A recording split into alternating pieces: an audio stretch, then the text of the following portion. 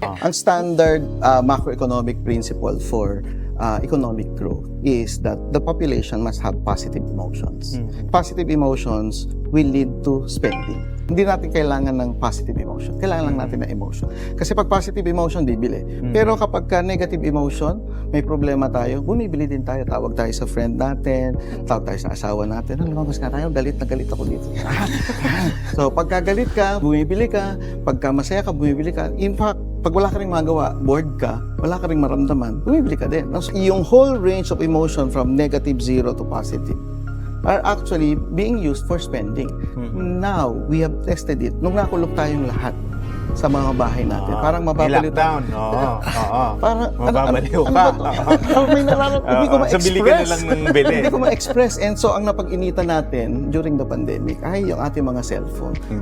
Tatagulat tayo na, ay, nandito pala yung app. Nandito pala yung aking bank account. Nandito pala yung platform where I can buy. And therefore, doon natin naibuhos yung emosyon natin. At pagkatapos ng pandemic, na-realize natin, it has become part of our life.